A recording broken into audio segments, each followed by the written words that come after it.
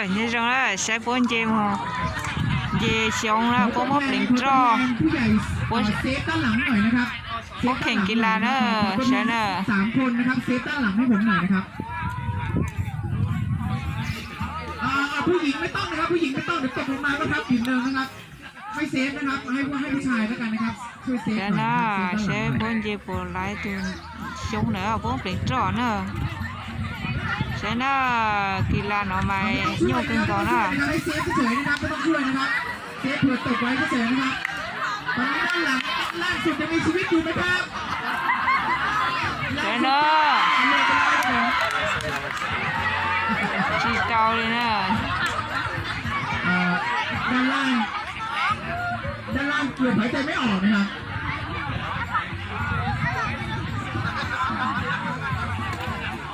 โอเคเราไม่มีเวลาจำกัดนะครับแต่ว่า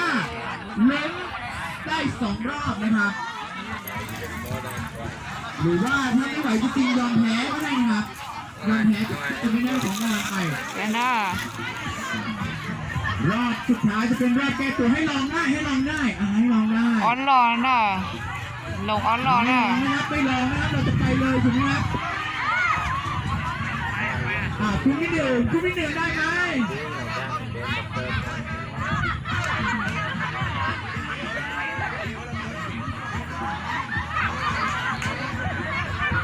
อีกครั้งได้1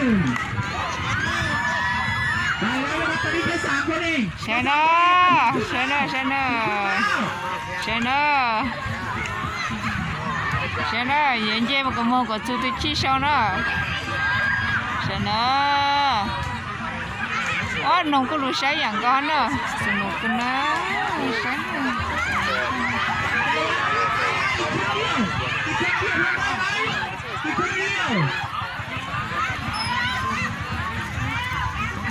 sẽ nó ขอทีมเซฟหน่อยนะครับทีมเซฟด้านหลังอีกสัก2 คนนะครับระวังเด็กหล่นลงมานะครับ 2 คนมี5 ขอทีมเซฟนะครับขอบคุณครับ ข้างล่าง2 4 ชุดก็ถึงแล้ว từ sau giờ to giờ không có rùa xin nó โอเค แพ้นะ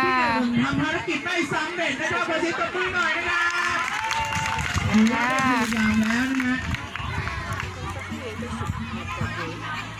ต่อไปตัวแทนจากทีมที่2เชิญเลย à chị ơi à ทีมที่2นะครับทีมที่ Ôi, 2 đang gọi chị su cho nó để chúa chị chúa nó cho nó นะครับเชิญนะครับ ô nó sao chị lọt đi nó sáng cười đó chị sắp lấy cho mà lấy nên nón ที nè ใดก็ได้นะครับขึ้นไป có muốn cho lấy thì siêu nè แต่มีข้อแม้ว่าไม่ให้ใช้อุปกรณ์อื่นนะครับนอกจากร่างกายนะครับคุณไหนพร้อมเลย sẽ đó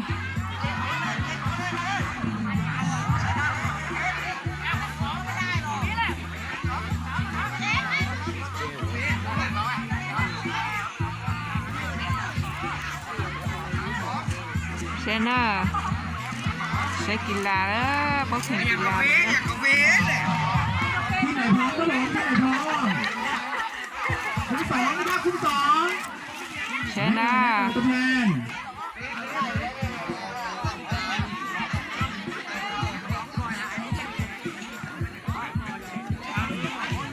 โอเคน้องเฟย์จะขึ้นข้างบนสุดเหรอครับน้องเฟย์จะอยู่ข้างบนสุดของยอดนะฮะ sẽ nó ở từ lúc lúc đó nè đó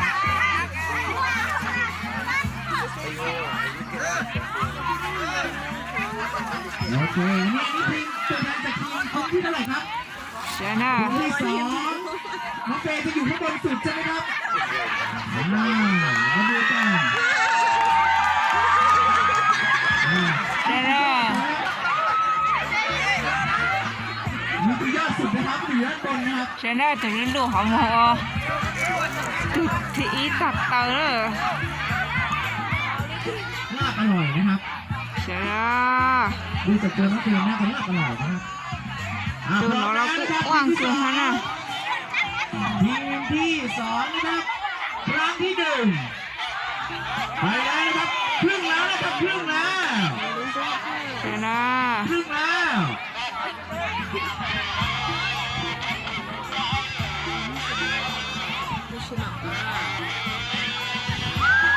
เอาไป ว้าชนะ ทีมเซฟด้วยนะครับขอทีมเซฟหน่อยนะครับเซฟหลังหน่อยนะครับ ชนะโอ้ยว้าจั่วเลยเก้าเลย ถือว่าได้แล้วนะครับถือว่าได้แล้วนะไม่ต้องมาถือว่าได้แล้วนะครับเฮ้ตบมือกับคุณที่สองหน่อ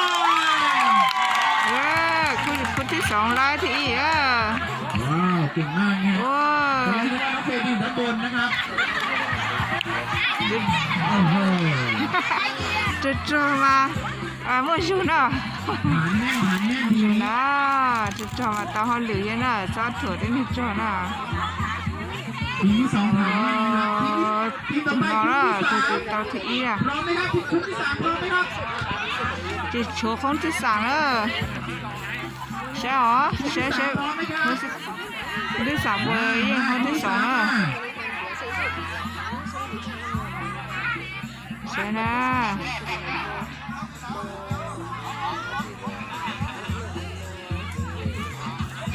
เดี๋ยวขอเลื่อนทงขึ้นนิดนึงนะฮะ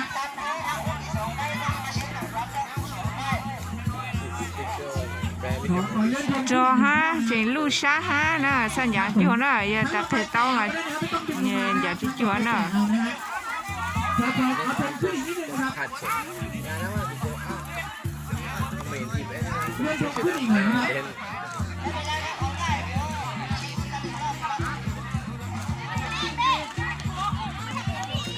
โอเค ใช่นะใช่ป่ะนอนอยู่ปวดจิ้วชาตุชีสิสาชา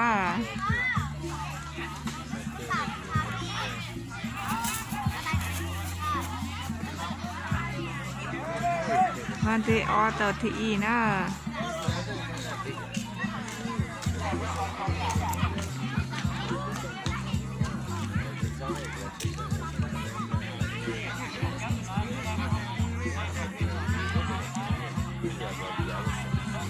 ใช่นะ เดี๋ยวอันนี้ทงสามารถขึ้นได้อีกไหมครับ เดี๋ยวขออนุญาตเอาทงขึ้นอีกนิดนึงนะฮะขออนุญาตเอาทงขึ้นอีกเดี๋ยวเพิ่งขึ้นนะครับเดี๋ยวเพิ่งขึ้นนะครับเดี๋ยวเอาทงขึ้นอีกนิดนึงก่อนนะเอาทงขึ้นอีกข้อนึงก่อนนะฮะ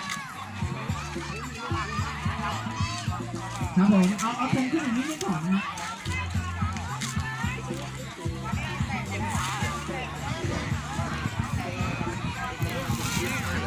ใช่นะแต่ให้พลาดนะ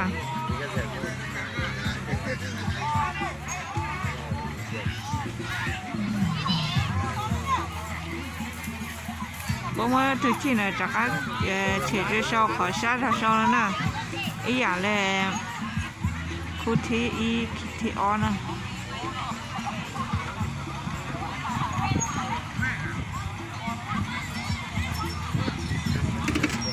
ใช่นะลูกปลาใช่นะโอ้ตั้งชื่อให้เราเกินนะใช่แล้วเนาะเรื่องสุดท้ายนะ ดูมันไม่ไปไว้ย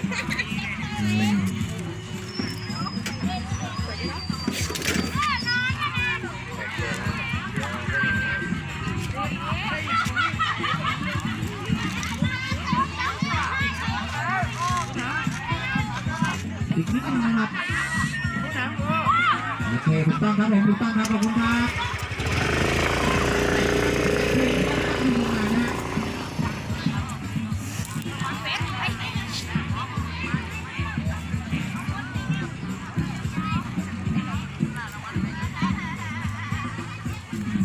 ใช่นะ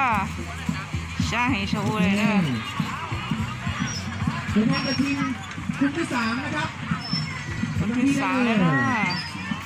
ใช่นะปักกิลานะตัดต่อยเย็นนะ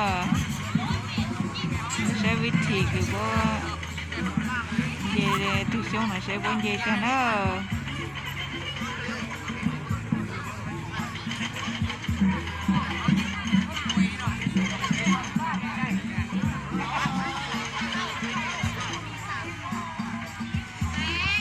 ใช่นะ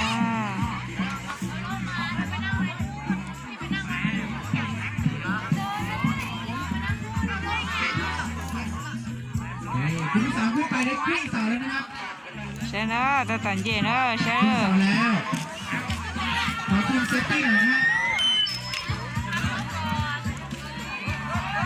โอเคได้แล้ว เก้าหันนะ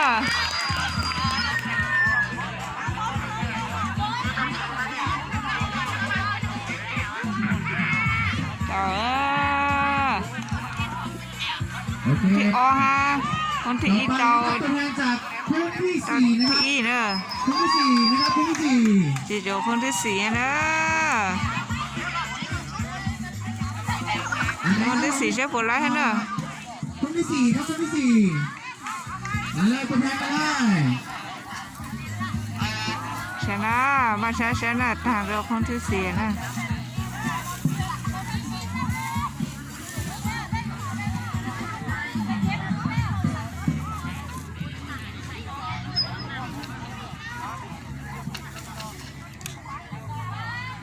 ชนะ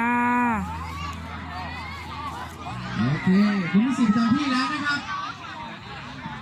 คนที่สี่จะจอลูกๆช้าๆฮะซิเนอร์ชนะ พร้อมแล้วรอบที่หนึ่ง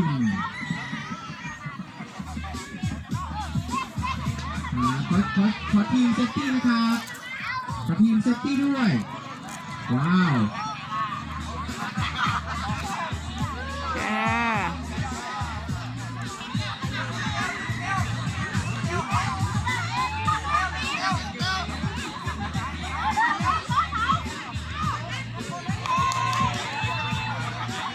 ทีมไปแล้วนะครับ ชนะ จะได้หรือไม่จะได้หรือไม่อีกนิดเดียว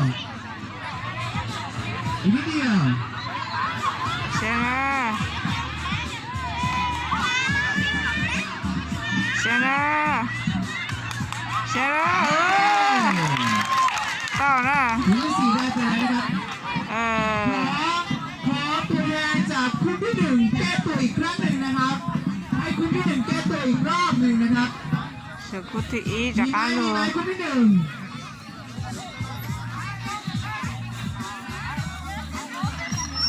คุณที่หนึ่งได้ไหมครับมีอีกไหมครับตัวแทน ชนะผู้จัดการว่า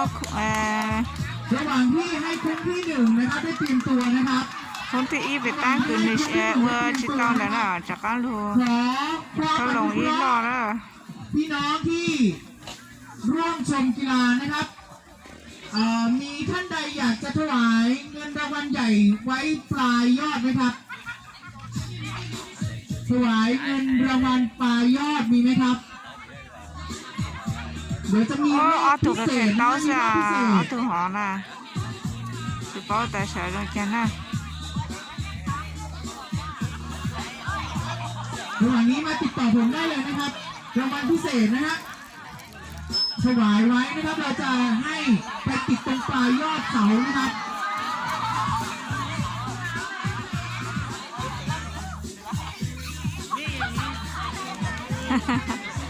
ชนะ ใจเชียร์คุณที่หนึ่งนะครับ